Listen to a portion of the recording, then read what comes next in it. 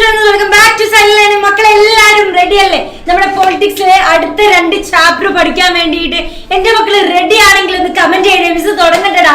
എല്ലാവർക്കും ഒരു good evening. മിസ്സിന്റെ ക്ലാസ്സിലേക്ക് എല്ലാവർക്കും എന്താ ഒരു വാം വെൽക്കമിങ് കേട്ടോ.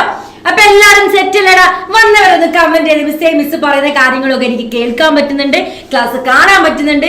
ഞങ്ങൾ റെഡിയാണ് മിസ് എടുത്തോ എന്ന് പറഞ്ഞിട്ട് ഒന്ന് കമന്റ് ചെയ്തേടാ. യെസ്, നമ്മൾ ഇന്ന് പഠിക്കാൻ പോകുന്ന ഒരു ബ്യൂട്ടിഫുൾ ആയിട്ടുള്ള ഒന്നല്ല 2 ചാപ്റ്റേഴ്സ് ആണ്. നിങ്ങൾ എല്ലാവരും റെഡി അല്ലേ? നിങ്ങൾ റെഡി ആണെങ്കിൽ മിസ് തുടങ്ങാൻ പോവാട്ടോ. തുടങ്ങട്ടെടാ. യെസ്, ഇവിടെ നോക്കിക്കേടാ, നമ്മൾ പഠിക്കാൻ പോകുന്ന ആദ്യത്തെ ഒന്നാമത്തെ ഫസ്റ്റ് ചാപ്റ്ററിന്റെ പേരെന്താ? Politics of plant development. എന്താണ്?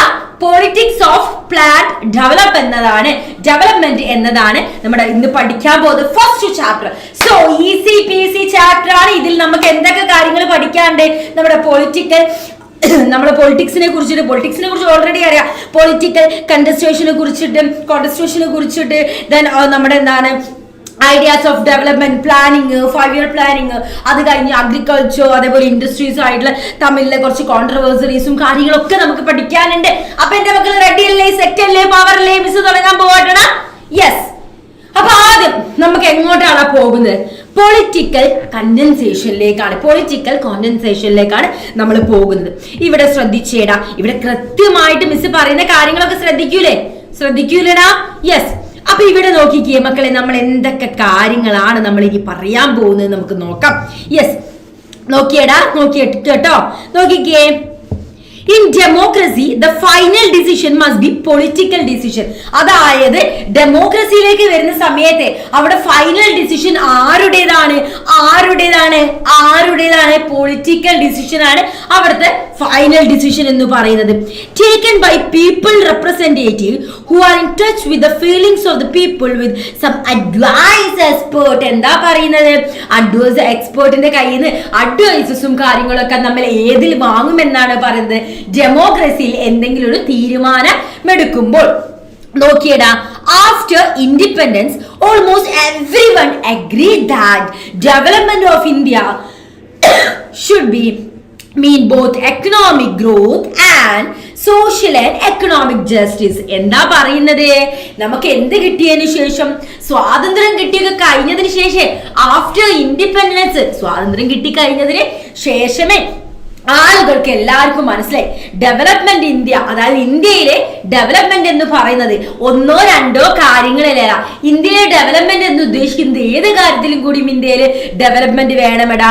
ഇവിടെ നോക്കിയടാ, എക്കണോമിക് ഗ്രോത്ത് ഇന്ത്യക്ക് ഉണ്ടായിരിക്കണം, സോഷ്യൽ ഗ്രോത്ത് ഉണ്ടായിരിക്കണം, എക്കണോമിക് ജസ്റ്റിസ് കൂടെ ഉണ്ടായിരിക്കണം. എങ്കിൽ മാത്രമേ ഇന്ത്യ പോലുള്ള ഒരു കൺട്രിയിൽ എന്തുണ്ടാവുകയുള്ളൂ?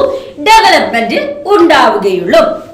There was disagreement, however, one kind of role that the government must play ensuring growth with justice. ഒരുപാട് ഡിസഗ്രിമെന്റ് പല ഭാഗത്തുനിന്നും നമ്മുടെ ഗവൺമെന്റിനെ ഫേസ് ചെയ്യേണ്ടി വന്നിട്ടുണ്ടെങ്കിലും എന്താണ് ഇവിടെ പറയുന്നത്? അത് അവരെന്ത് ചെയ്യുന്നുണ്ട്? അവര് റോള് കൃത്യമായിട്ട് നോക്കിയിട്ട് നമ്മളെ ജസ്റ്റിസ് എൻഷുർ ചെയ്യാൻ വേണ്ടി, അതിനൊരു വളർച്ച ഉണ്ടാകാൻ വേണ്ടിയിട്ട് ഒരുപാട് പ്രവർത്തിക്കുന്നതും കാര്യങ്ങളൊക്കെ ഉണ്ട്. സോ എവിടുന്നാണ് ഈ ഡെവലപ്മെന്റിന്റെ ഐഡിയ വന്നിട്ടുള്ളത്? അതാണ് നമ്മൾ അടുത്തതായിട്ട് നോക്കാൻ പോകുന്നത്. ശ്രദ്ധിക്കണേ, ഇവിടെ ശ്രദ്ധിച്ചേടാ. Development has different meanings for different section of the people. Development എന്ന് പറയുമ്പോഴാണ് പല രീതിയിലാണ് പലർക്കും. അതായത് മിസ്സിന് വേണ്ടത് എന്താണ്? ഒരു കാറാണ് മക്കള് വിചാരിക്കാം. എന്റെ മക്കളെ കയ്യില് ഒരു സ്കൂട്ടർ പോലും ഇല്ല, ഒരു 2 വീലർ പോലും ഇല്ല. അപ്പൊ മക്കളെ സംബന്ധിച്ചിടത്തോളം മക്കളുടെ ഡെവലപ്മെന്റ് എന്താ? ആ 2 വീലർ വാങ്ങുന്നതാണ് മക്കളുടെ ഡെവലപ്മെന്റ്. മിസ്സിനെ സംബന്ധിച്ചിടത്തോളം മിസ്സിന്റെ ഡെവലപ്മെന്റ് എന്താണ്? കാർ വാങ്ങുന്നതാണ് മിസ്സിന്റെ ഡെവലപ്മെന്റ്. അപ്പം ഓരോ ആളുകളുടെയും, ഓരോ ജനതയ്ക്കും, ഓരോ പീപ്പിളിനും അവരുടെ ഡെവലപ്മെന്റും മറ്റുള്ളവരുടെ ഡെവലപ്മെന്റും തമ്മിൽ എൻറ്റയർലി ഡിഫറെന്റ് ആയിരിക്കും. ഒരു ഫൈൻ എക്സാമ്പിൾ പറഞ്ഞാ, നമ്മളൊരു സ്ഥലത്ത് ജോലിയിലിരിക്കുന്ന സമയത്ത് നമുക്ക് സാലറി കിട്ടുന്ന സമയത്ത് നമ്മൾ അവിടെ ഡെവലപ്പ് ആവും അല്ലെ? പക്ഷെ നമ്മുടെ ബോസിനനുസരിച്ച് എന്താണ്, ബോസിനനുസരിച്ചിട്ട് അവിടെ എന്താ ഡെവലപ്മെന്റ് അല്ല ഉണ്ടാകുന്നത്. ബോസിന് എന്താണ് കുറഞ്ഞ പലിശക്ക്, അതായത് കുറഞ്ഞ പൈസക്ക്, പലിശക്കല്ല കുറഞ്ഞ പൈസക്ക് ആളുകളെ നിർത്തുന്നതാണ് നമ്മുടെ മുതലാളിയെ സംബന്ധിച്ചിടത്തോളം, ബോസിനെ സംബന്ധിച്ചിടത്തോളം ഡെവലപ്മെന്റ്. അപ്പൊ ഓരോ ആളുകളിലും എന്താണ് ഡെവലപ്മെന്റിൽ വ്യത്യാസങ്ങൾ ഉണ്ടായിരിക്കും. ഒരു എക്സാമ്പിൾ പറഞ്ഞേ.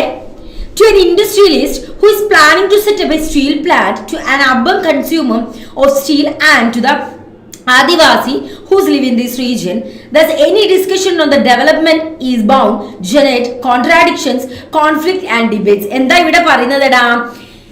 An industrialist who is planning to set up a steel plant to urban consumer of steel and the Adivasis who live in this that region. So Adivasis താമസിക്കുന്ന റീജിയനിൽ എന്താണ് ഒരു സ്റ്റീൽ പ്ലാന്റും കാര്യങ്ങളൊക്കെ എന്താണ് ക്രിയേറ്റ് ചെയ്യാൻ, സെറ്റപ്പ് ചെയ്യാൻ വേണ്ടിയിട്ട് ഒരു ഇൻഡസ്ട്രിയൽ തീരുമാനിക്കുന്നു.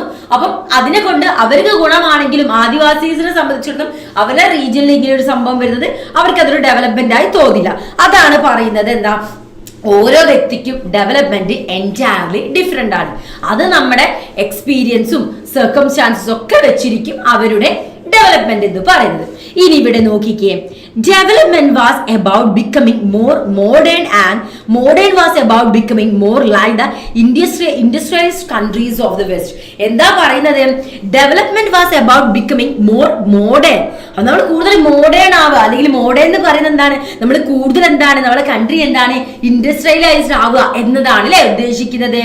Modernisation was also associated with the ideas of growth. നമ്മൾ growth, material progress, scientific rationality, ഇതിന്റെ ഒക്കെ എന്താണെടാ ഐഡിയ ആണ്. ഐഡിയ ആയിട്ട് അസോസിയേറ്റ് ചെയ്ത് നിൽക്കും നമ്മുടെ മോഡേണൈസേഷൻ എന്ന് പറയുന്നത്. അപ്പൊ എന്താണ് കാര്യങ്ങൾ മനസ്സിലായില്ലേ? കൃത്യമായിട്ട് എന്റെ മക്കൾക്ക് അത് മനസ്സിലായില്ലേ? മനസ്സിലാക്കാൻ പറ്റിയെങ്കിൽ ഒന്ന് കമന്റ് ചെയ്തേടാ. മിസ് ഒന്ന് നിങ്ങളെ കമന്റ് ഒന്ന് നോക്കട്ടെ കേട്ടോ. ഒന്ന് കമന്റ് ചെയ്തേടാ, ഒന്ന് കമന്റ് ചെയ്തേ. കാര്യങ്ങൾ കൃത്യമായിട്ട് മനസ്സിലായെങ്കിൽ ഒന്ന് കമന്റ് ചെയ്യണം കേട്ടോടാ. ഓക്കെ, അപ്പൊ ഇവിടെ നോക്കിക്കേ അടുത്തത് എന്താ നമ്മൾ പറയുന്നത് എന്നുള്ളത്. യെസ്, അടുത്തത് എന്താ പറയുന്നത് നോക്കിക്കേ. On the eve of independence, India had before it two models of modern development, the liberal capitalist model as in much of Europe and the US, and the socialist model as in the USSR. എന്താ പറയുന്നത്? നമ്മുടെ ഇന്ത്യക്ക് എന്താണ് നമുക്ക് സ്വാതന്ത്ര്യം കിട്ടുന്നതിന് മുന്നേ ഒക്കെ നമ്മളില്ലേ ഒരുപാട് തരത്തിലുള്ള മോഡൽസും കാര്യങ്ങളും എന്ത് ചെയ്തിട്ടുണ്ടായിരുന്നു, എക്സ്പീരിയൻസ് ചെയ്തിട്ടുണ്ടായിരുന്നു. എന്തൊക്കെ മോഡൽസും കാര്യങ്ങളും ആണ് നമ്മൾ എക്സ്പീരിയൻസ് ചെയ്യുന്നത്? ഒരുപാട് മോഡൽസും കാര്യങ്ങളൊക്കെ നമ്മൾ എക്സ്പീരിയൻസ് ചെയ്തിട്ടുണ്ടായിരുന്നു. ഇപ്പൊ ഏതൊക്കെയാ മോഡേൺ ഡെവലപ്മെന്റ് ആയുള്ള നമ്മളെ ലിബറൽ ക്യാപിറ്റലിസ്റ്റ് മോഡൽ, അതേപോലെ തന്നെ നമുക്ക് എന്താ സോഷ്യലിസ്റ്റ് മോഡൽ, ഇതൊക്കെ നമ്മൾ എന്ത് ചെയ്തിരുന്നു, ഒരു സമയത്ത് നമ്മൾ എക്സ്പീരിയൻസ് ചെയ്തിരുന്നു ട്ടാ. പറയുന്നത് എക്സ്പീരിയൻസ് ചെയ്തിരുന്നു. ഇനി ഇവിടെ നോക്കിക്കേ, പ്ലാനിങ്ങിലേക്ക് പോവാണ്. ഏതൊരു ഡെവലപ്മെന്റിനും കൃത്യമായിട്ടുള്ള പ്ലാനിങ് ഉണ്ടായിരിക്കണം അല്ലേ? എന്താണ്, ഏതൊരു ഗവൺമെന്റിനും ഏതൊരു കാര്യത്തിനും ഏതൊരു ഡെവലപ്മെന്റിനും കൃത്യമായ പ്ലാനിങ് ഉണ്ടായിരിക്കണം.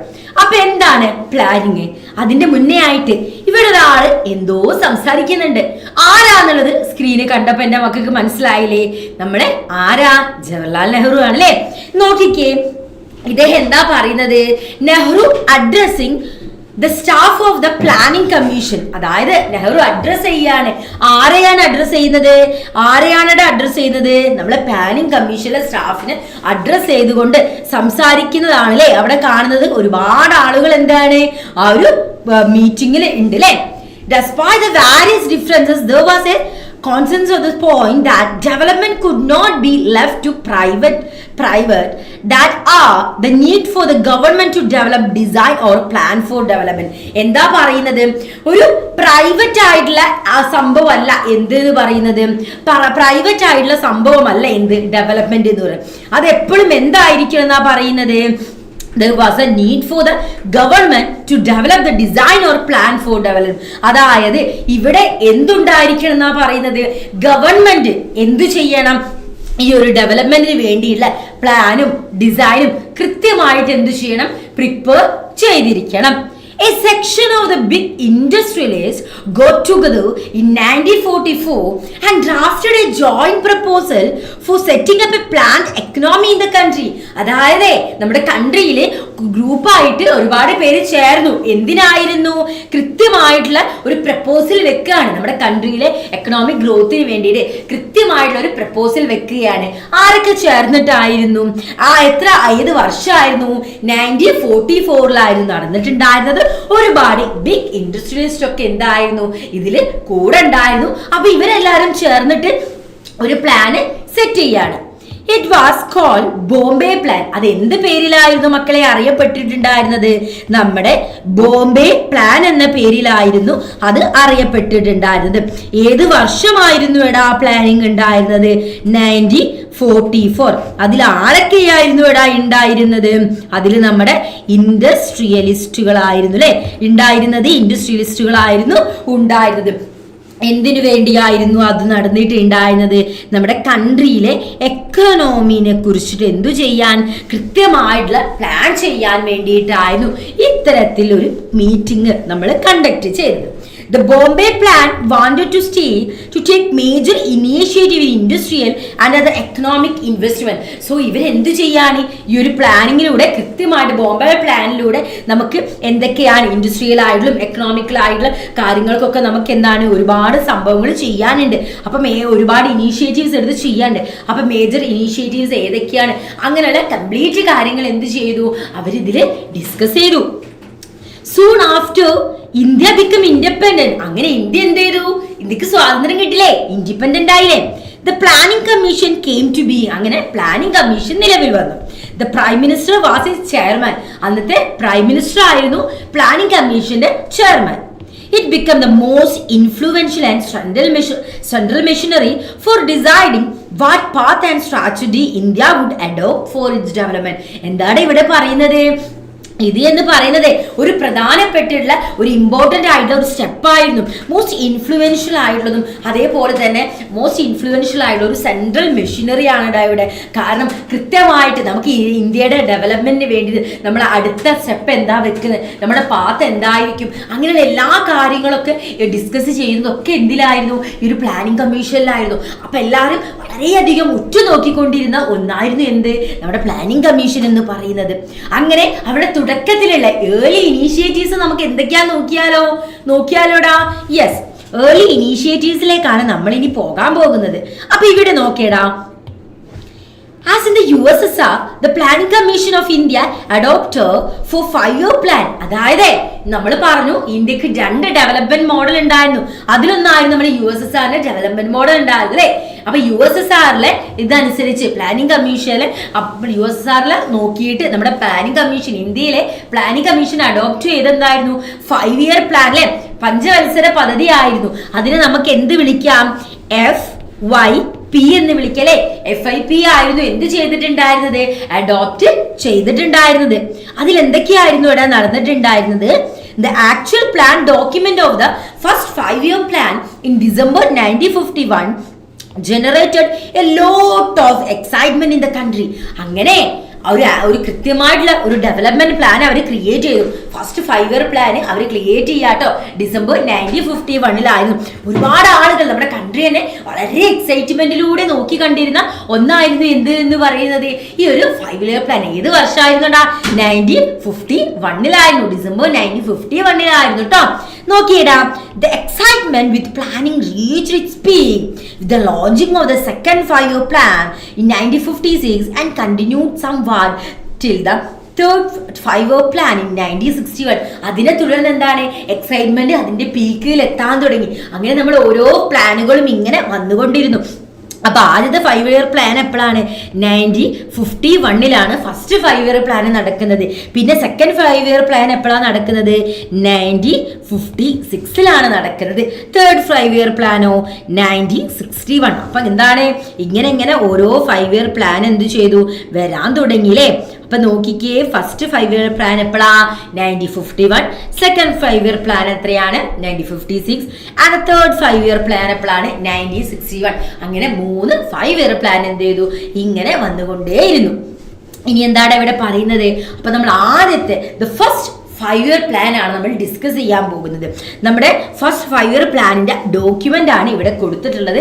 എന്റെ മക്കൾക്ക് കാണാൻ സാധിക്കുന്നില്ലേടാ? കാണാൻ സാധിക്കുന്നില്ലേ? ഒന്ന് കമന്റ് ചെയ്യണേ. നിങ്ങൾക്ക് കാണാൻ പറ്റുന്നുണ്ടെങ്കിലും കേൾക്കാൻ പറ്റുന്നുണ്ടെങ്കിലും എന്തെങ്കിലും ഡൗട്ട് ഒക്കെ ഉണ്ടെങ്കിലും ഒന്ന് മിസ്സിനോട് ചോദിക്കണം കേട്ടോ. ഓക്കെ അല്ലേടാ? അപ്പൊ ഇനി നമുക്ക് നോക്കാടാ എന്താണ് ഫസ്റ്റ് 5-year പ്ലാൻ എന്ന് പറയുന്നത്. ദ ഫസ്റ്റ് 5-year പ്ലാൻ എന്താ പറയുന്നത്? The first 5-year plan addressed mainly the agrarian sector, including investment in dams and irrigation.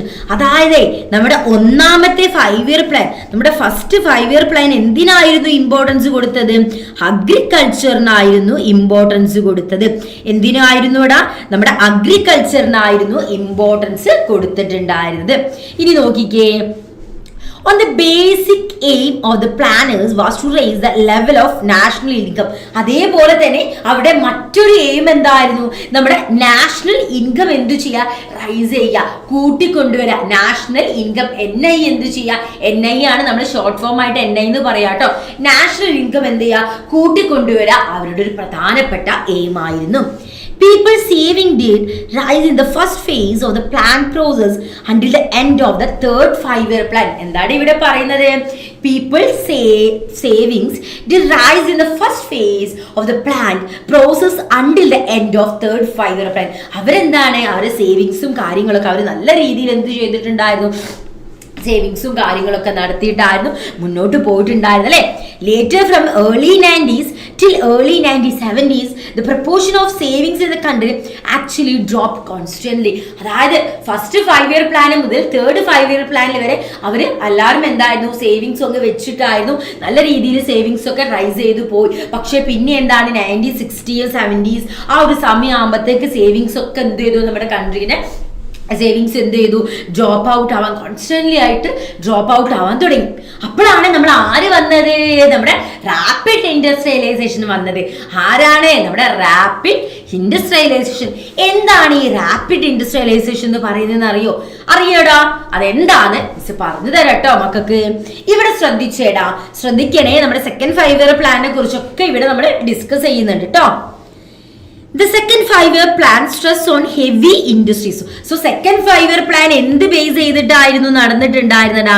Second 5-year plan എന്ന് പറയുന്നത് FYP എന്തിനായിരുന്നു ഇമ്പോർട്ടൻസ് കൊടുത്തിട്ടുണ്ടായിരുന്നത്?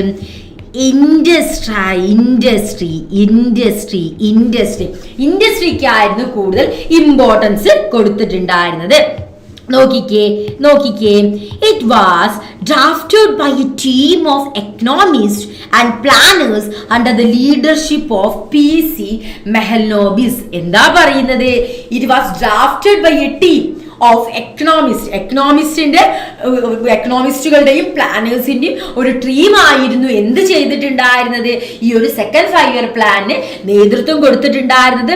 സോ ആ ഒരു ലീഡർഷിപ്പ് ഓഫ് PC Mahalanobis എന്നാണ്. അപ്പൊ അവരെല്ലാവരും കൂടി ചേർന്നിട്ട് PC Mahalanobisന്റെ ലീഡർഷിപ്പിൽ അദ്ദേഹം ലീഡർ ആയിക്കൊണ്ടുള്ള ഒരു ഗ്രൂപ്പ് ആയിരുന്നു ഈ ഒരു സെക്കൻഡ് 5-year പ്ലാനിന്റെ കാര്യങ്ങളൊക്കെ ഡിസ്കസ് ചെയ്തത്. The government imposed substantial tariff on imported in order to protect domestic industries such protected environment help both the public and private sector industries to grow. So government ആ സമയത്ത് എന്തായിരുന്നു? അവർക്ക് substantial ആയിട്ടുള്ള ടാരിഫും കാര്യങ്ങളൊക്കെ എന്ത് ചെയ്തിട്ട് ഇമ്പോസ് ചെയ്തിട്ടുണ്ടായിരുന്നു. സോ അവർ എന്ത് ചെയ്തു? അവർക്ക് എന്തൊക്കെ കാര്യങ്ങൾ ചെയ്യാണ്ടായിരുന്നു? നമ്മുടെ എൻവയോൺമെന്റ് ഹെൽപ്പ് ബോത്ത് പബ്ലിക് ആയിട്ടുള്ള പ്രൈവറ്റ് ആയിട്ടുള്ള ഇൻഡസ്ട്രീസിന് എന്ത് ചെയ്യണം? അതിന്റെ വളർച്ചക്ക് സഹായിക്കുന്ന രീതിയിൽ എൻവയോൺമെന്റിനെ പ്രൊട്ടക്ട് ചെയ്തുകൊണ്ട് വേണം അവർക്ക് ഓരോ കാര്യങ്ങൾ ചെയ്യാൻ വേണ്ടിയിരുന്നത്. ഇനി നമ്മൾ തേർഡ് 5-year പ്ലാനിലേക്ക് വരുന്ന സമയത്ത് ഇവിടെ ആരെയാണ് നമ്മൾ ഇനി കാണാൻ പോകുന്നത്? നമ്മുടെ തേർഡ് FYP. Third FYP എന്താ നോക്കിക്കേ. Third 5-year plan. The third plan was not significantly different from the second. അതായത് സെക്കൻഡിൽ നിന്ന് നോക്കുന്ന സമയത്ത് വലിയ ഒരു ഡിഫറൻറ്റും കാര്യങ്ങളൊന്നും ഇല്ലായിരുന്നു. അങ്ങനെയാണെങ്കിൽ എന്താടാ? Critics point out that the plan strategies from this time around displayed an unmistakable urban bias. So ആരൊക്കെയാണ് നമ്മൾ ഓരോ പ്ലാനും കാര്യങ്ങളൊക്കെ വരുന്ന സമയത്ത് പ്ലാനും കാര്യങ്ങളൊക്കെ നമ്മൾ കൃത്യമായിട്ടാണ് നോക്കുന്നത് എന്നറിയാൻ ക്രിറ്റിക്സും കാര്യങ്ങളൊക്കെ ഉണ്ടാവും. നമ്മൾ നിരൂപകരൊക്കെ ഉണ്ടാക്കിയോ. അപ്പൊ ഈ ക്രിറ്റിക്സ് പോയിന്റ് ഔട്ട് ചെയ്ത് എന്താന്ന് വെച്ചിട്ടുണ്ടെങ്കിൽ നമ്മൾ പ്ലാൻ സ്ട്രാറ്റജി എന്തായിരുന്നു? Blank strategy from this time around displayed unmistakable ആയിരുന്നു എന്നായിരുന്നു അവർ പറഞ്ഞത്. എക്സ്പെഷ്യലി അർബൻ ബയേഴ്സ് ആയിരുന്നു ചെയ്തിട്ടുണ്ടായിരുന്നു എന്നാണ് പറഞ്ഞത്. ആ സമയത്തായിരുന്നു നമുക്ക് ഒരുപാട് കീ കോൺട്രവേഴ്സറീസ് ഒക്കെ വരാൻ തുടങ്ങി. The strategy of development follow the early years rise several important questions. So ആ സമയത്ത് എന്തായിരുന്നു, ഒരുപാട് ക്വസ്റ്റ്യൻസും കാര്യങ്ങളും വരാൻ തുടങ്ങി. ഒരുപാട് ക്വസ്റ്റ്യൻസും കാര്യങ്ങളും വരാൻ തുടങ്ങി. ഒരുപാട് കോൺട്രവേഴ്സറീസും കാര്യങ്ങളും വരാൻ തുടങ്ങി. സോ എന്തൊക്കെയായിരുന്നു കോൺട്രവേഴ്സറീസ് എന്ന് നമുക്ക് നോക്കിയാലോടാ. യെസ്, ഒന്നാമത്തെ കോൺട്രവേഴ്സറി എന്ന് പറഞ്ഞാൽ അഗ്രികൾച്ചർ വേഴ്സസ് ഇൻഡസ്ട്രി ബേസ് ചെയ്തിട്ടായിരുന്നു ഫസ്റ്റത്തെ കോൺട്രവേഴ്സറി. എന്താടാ? Many thought that the second plan lacked an agriculture strategy for development and emphasis on industry caused agriculture and rural India to suffer.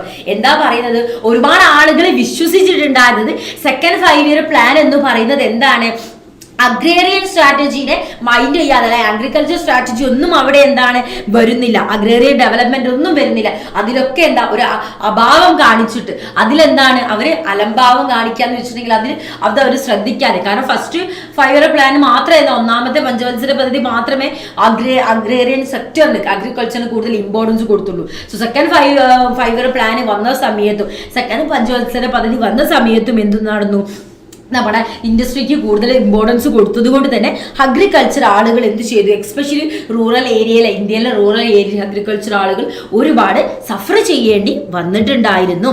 Gandhian economist J.C. Kumarappa proposed an alternative blueprint that put greater emphasis on rural industrialization. എന്താ പറയുന്നത്, Gandhian എക്കണോമിക്സ്റ്റ് ആയിട്ടുണ്ടായിരുന്ന JC Kumarappa എന്തു ചെയ്തു, ഒരു alternative ആയിട്ടുള്ള blue print ഈ ഒരു സമയത്ത് കൊണ്ടുവന്നിട്ടുണ്ടായിരുന്നു. എന്ത് ബേസ് ചെയ്തിട്ടുള്ളത്, റൂറൽ ഇൻഡസ്ട്രിയലൈസേഷൻ ബേസ് ചെയ്തിട്ട്. കാരണം ഇന്ത്യയിലെ റൂറൽ ആയിട്ടുള്ള ആളുകൾ ഒരുപാട് സഫർ ചെയ്യേണ്ടി വന്നത് കൊണ്ടായിരുന്നു നമ്മുടെ ഗാന്ധിയൻ എക്കണോമിസ്റ്റ് ആയിട്ടുള്ള JC കുമാരപ്പ ഇത്തരത്തിലൊരു പ്രപ്പോസൽ ആയിട്ട് വന്നിട്ടുണ്ടായിരുന്നത്. Others thought that without a drastic increase in industrial production, there could be no escape from the cycle of poverty. പക്ഷെ മറ്റുള്ളവർ ചിന്തിച്ചത് എന്താണ്, നമുക്ക് ഇൻഡസ്ട്രിയൽ പ്രൊഡക്ഷനിൽ ഒരു ഡെവലപ്മെന്റോ അല്ലെങ്കിൽ അതിലൊരു നല്ല രീതിയിൽ ഒരു ഡ്രാസ്റ്റിക് ഇൻക്രീസ് ഒന്നും വന്നിട്ടില്ലെങ്കിൽ നമ്മൾ ഒരിക്കലും ഈ പോവേർട്ടി എന്ന് പറഞ്ഞ സൈക്കിൾ നമ്മൾ ഒരിക്കലും മോചിതനാണ്. നമ്മൾ വീണ്ടും വീണ്ടും എന്ത് ചെയ്യും, പോവേർട്ടി ഫേസ് ചെയ്യുന്ന ഒരു കൺട്രി ആയിട്ട് മാറുമെന്നായിരുന്നു മറ്റുള്ളവർ ആ സമയത്ത് ചിന്തിച്ചിട്ടുണ്ടായിരുന്നത്. അങ്ങനെ ആ ഒരു പ്രശ്നം അവിടെ ഒരു കോൺട്രവേഴ്സറി നിലനിന്നിരുന്നു. അതിനുശേഷമുള്ള മറ്റൊരു കോൺട്രവേഴ്സറി എന്താണ്, പബ്ലിക് വേഴ്സസ് പ്രൈവറ്റ് സെക്ടർ ആയിരുന്നു മറ്റൊരു കോൺട്രവേഴ്സറി എന്ന് പറയുന്നത്.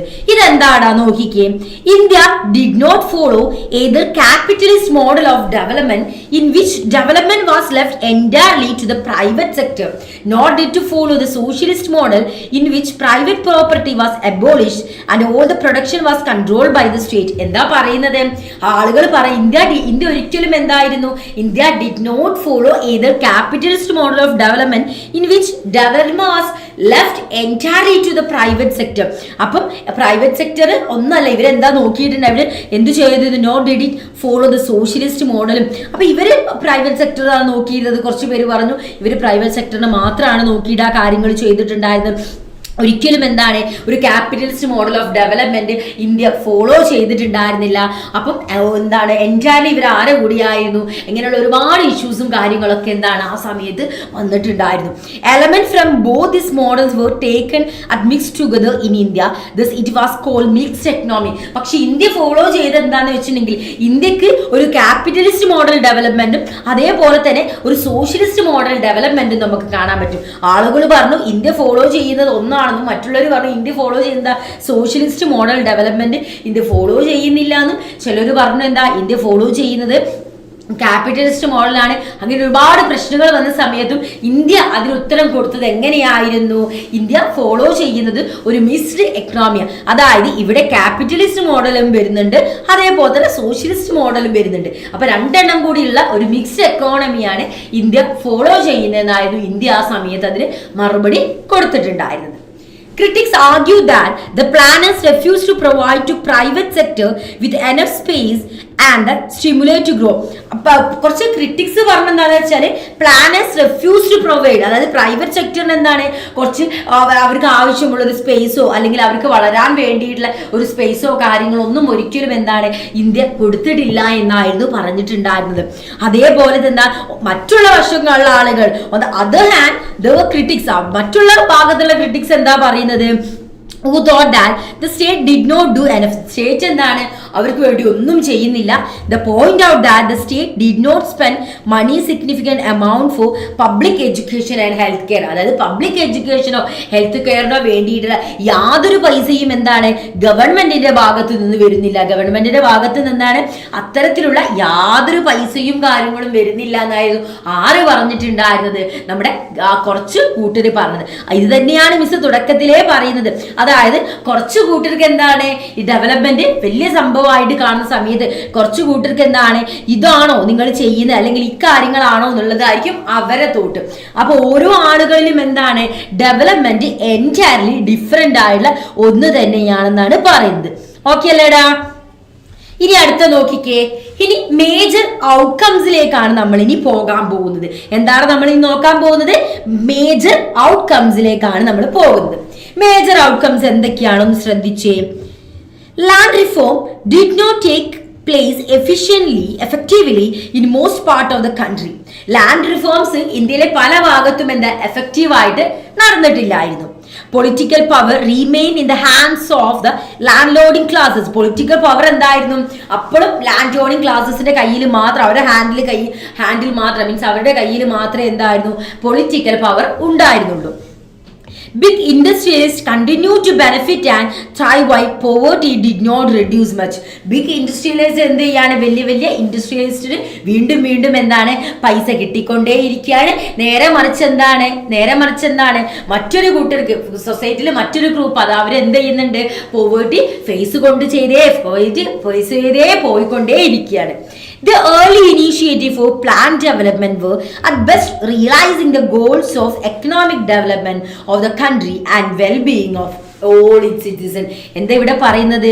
The early initiative for planned development were at best realizing the goals of economic development of the country and well-being of all citizens. നമ്മൾ എല്ലാവർക്കും എന്താണ്, എല്ലാ സിറ്റിസണും എന്താണ് അവർക്കൊരു ഗ്രോത്തും കാര്യങ്ങളും ഉണ്ടാകണമെന്ന്, അല്ലെങ്കിൽ അവർക്കൊരു ബെസ്റ്റ് ആയിട്ടുള്ള കാര്യങ്ങൾ പ്രൊവൈഡ് ചെയ്യണമെന്നുള്ള ചിന്തയിലായിരുന്നു ഇനീഷ്യേറ്റീവ് സ്റ്റേജിലൊക്കെ നമ്മൾ പ്രവർത്തിച്ചിരുന്നത്.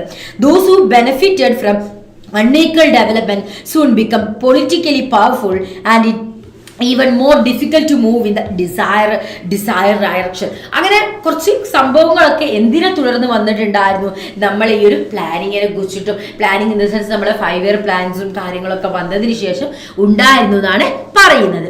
ക്ലിയർ ആയില്ലേ? അടുത്തതിലേക്ക് നമുക്ക് പോകാം. ഫൗണ്ടേഷൻസിനെ കുറിച്ചാണ് നമ്മൾ ഡിസ്കസ് ചെയ്യുന്നത്. എന്താണ് ഫൗണ്ടേഷൻസ് എന്ന് പറയുമ്പം, in early phase of planned development the foundations of India's future economic growth were laid. This include mega dams like ഏതാണ് ബഖ്രാനാഗൽ and Hirakud four irrigation and power generation. So ഇതൊക്കെ നമ്മുടെ foundation സ്റ്റേജിലുള്ള കാര്യങ്ങളാട്ടോ. Some of the heavy industries in the public sector, steel plants, oil refineries, manufacturing units, defense production were started during this period. So ഈ ഒരു സമയത്തായിരുന്നു എന്താണ് നമുക്ക് ഒരുപാട് steel plants, oil refineries, manufacturing units, defence പ്രൊഡക്ഷനും കാര്യങ്ങളൊക്കെ വന്നത് നമുക്ക് ഈ ഒരു പർട്ടിക്കുലർ ടൈമിലായിരുന്നു. ഇവിടെ നോക്കിക്കേ, infrastructure for transport and communication was improved substantially. അങ്ങനെ മെല്ലെ എന്താണ് നമ്മുടെ ഇൻഫ്രാസ്ട്രക്ചേഴ്സ് കൂടി വന്നു, ട്രാൻസ്പോർട്ടേഷൻ കൂടി വന്നു, കമ്മ്യൂണിക്കേഷൻ ഇംപ്രൂവ് ചെയ്ത്, അങ്ങനെ ഓരോ കാര്യങ്ങൾ എന്താണ് ഇങ്ങനെ കൂടിക്കൊണ്ടേ ഇരിക്കുകയായിരുന്നു.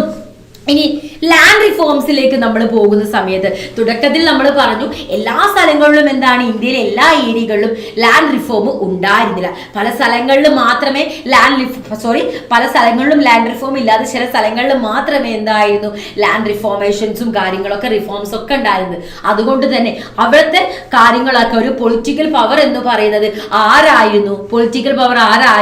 നമ്മുടെ അവിടെയുള്ള ലാൻഡ് ഓണിങ് ആയിട്ടുള്ള ആളുകളായിരുന്നു. ഇവിടെ ശ്രദ്ധിച്ചേ, in agrarian sector this period witnessed a serious attempt at land reforms that include the abolition of colonial system of zamindari.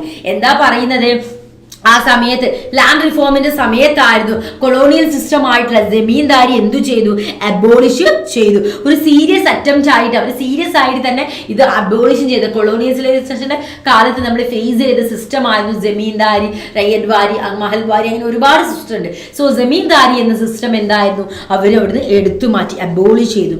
Attempt at consolidation of land, അങ്ങനെ ലാൻഡ് അവരെന്തു ചെയ്യാണ്, ഒരു ലാൻഡിനെ കൺസോളിഡേറ്റ് ചെയ്യാണ്. Bring small piece of land together in one place so that farm size could become viable for agriculture were also very successful. അങ്ങനെ കുട്ടി കുട്ടി സ്ഥലങ്ങളൊക്കെ എന്താ ചെയ്യാണ്, ഒരു ചെറിയ ചെറിയ പീസുള്ള ലാൻഡുകളൊക്കെ ചേർത്ത് വെച്ചിട്ട് അവർ വലിയൊരു ലാൻഡ് ആക്കുക, ഒരു ഫാം സൈസ് ഉള്ള ലാൻഡ് ആക്കിയിട്ട് അത് ഇന്നാക്കി എന്താണ് പർട്ടിക്കുലർ പേഴ്സൺ അവിടെ എന്താണ് കൃഷി ചെയ്യാനും കാര്യങ്ങളൊക്കെ കൊടുക്കുന്ന സമയത്ത് അത് സക്സസ്ഫുൾ ആയിട്ടും വളരെ ഫെയർ ആയിട്ടും നടന്ന ഒരു പ്രവൃത്തിയായിരുന്നു എന്നാണ് പറയുന്നത്.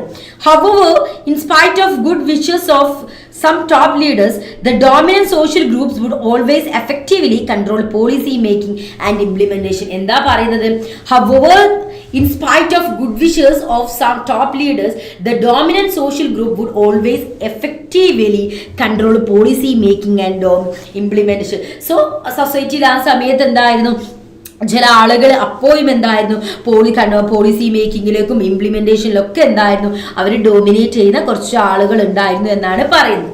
ഇനി നമ്മൾ നോക്കുന്നത് ഗ്രീൻ റെവല്യൂഷനിലേക്കാണ്. ഗ്രീൻ റെവല്യൂഷൻ എന്ന് പറയുന്നത് എന്താണ്, ഗ്രീൻ കളർ എന്നൊക്കെ ഓർമ്മ വരില്ലേ? യെസ്. അപ്പൊ ഗ്രീൻ റെവല്യൂഷൻ എന്താണെന്ന് നമുക്ക് നോക്കാം. ഇടാം, the government adopted a new strategy for agriculture in order to ensure food sufficiency. അതായത് എല്ലാവർക്കും ഫുഡ് സഫിഷ്യൻസി വേണം എന്നുള്ള ഒരു ലക്ഷ്യം വെച്ചിട്ട് ഗവൺമെന്റ് സ്റ്റാർട്ട് ചെയ്തിട്ടുള്ള ഒരു പുതിയ സ്ട്രാറ്റജിയാണ്, ഗവൺമെന്റ് അഡോപ്റ്റ് ചെയ്തിട്ടുള്ള പുതിയ സ്ട്രാറ്റജിയാണ് നമ്മുടെ ഗ്രീൻ റെവല്യൂഷൻ എന്ന് പറയുന്നത്.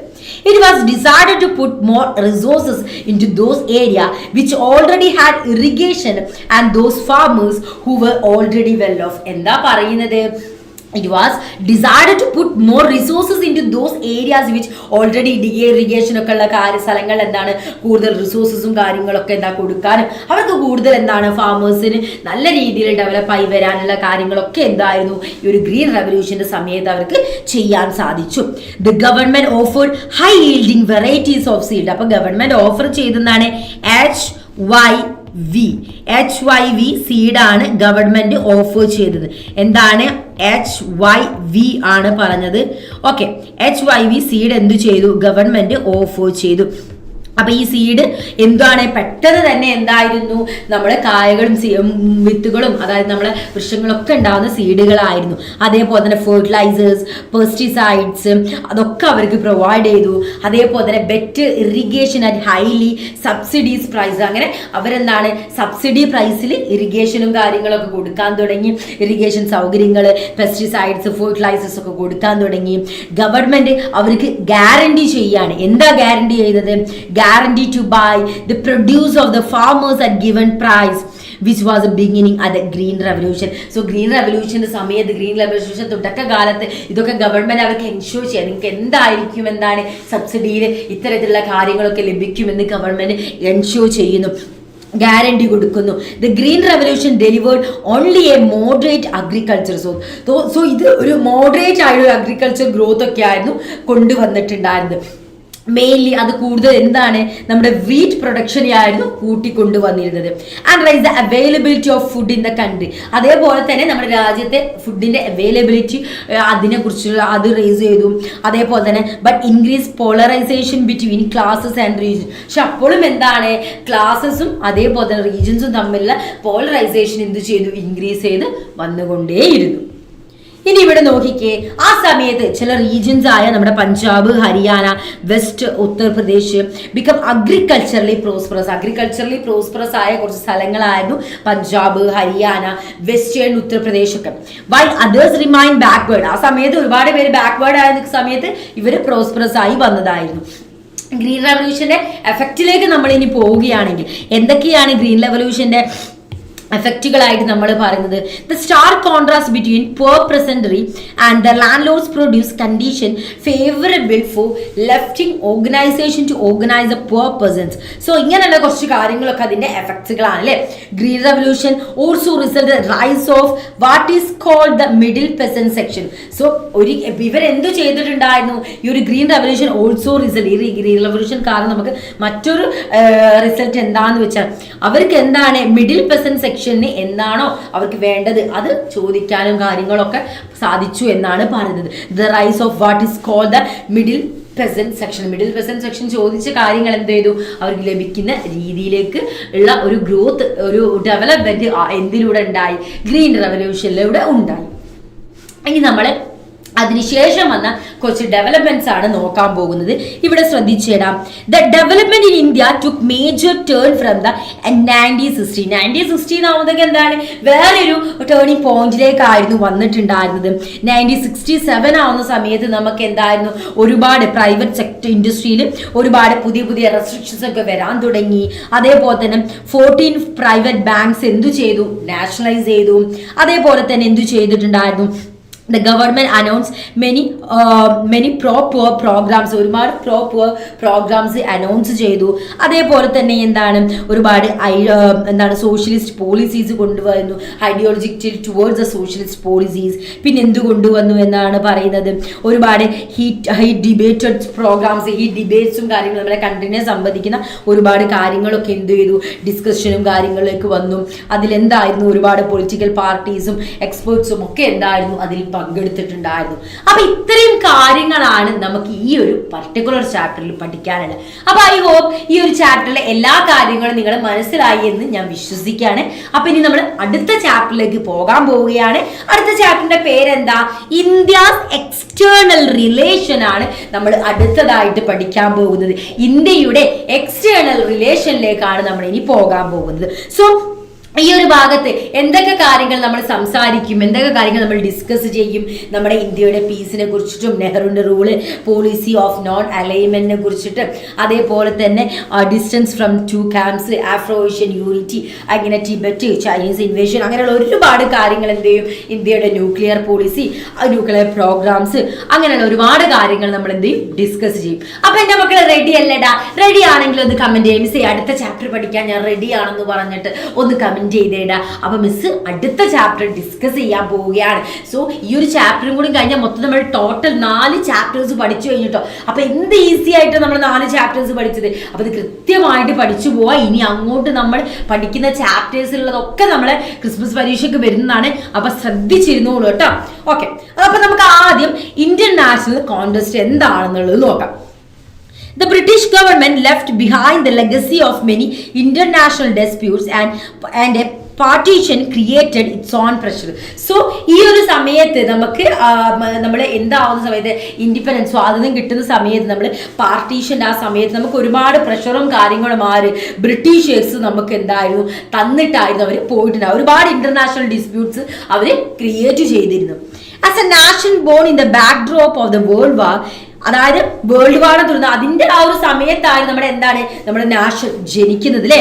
India decided to conduct its foreign relation with an aim to respect the sovereignty of all other nations and achieve security through the maintenance of peace. ആ സമയത്ത് ഇന്ത്യ തീരുമാനിച്ചിരുന്ന ഒരു കാര്യമായിരുന്നു, ഇന്ത്യയിലെ ഇന്ത്യ എല്ലാവരുമായിട്ടൊരു നല്ല രീതിയിലുള്ള ഒരു ഫോറിൻ റിലേഷൻ മെയിൻറ്റെയിൻ ചെയ്യുകയും അതിലൂടെ അവർക്ക് സോവേർണിറ്റി, അവരെ റെസ്പെക്ട്, അവർ സോവേർണിറ്റിനെ റെസ്പെക്ട് ചെയ്തുകൊണ്ടും ഒരു ഫോറിൻ റിലേഷൻസ് ക്രിയേറ്റ് ചെയ്യുകയും അതോടൊപ്പം നാഷന്റെ സെക്യൂരിറ്റിയും അതേ തുടർന്ന് നമ്മുടെ പീസും സമാധാനവും മെയിൻറ്റെയിൻ ചെയ്യുന്നുള്ള കാര്യങ്ങളൊക്കെ ഇന്ത്യ ആദ്യമേ തീരുമാനിച്ച കുറച്ച് കാര്യങ്ങളായിരുന്നു. Due to Cold War, the world was getting divided into these 2 camps.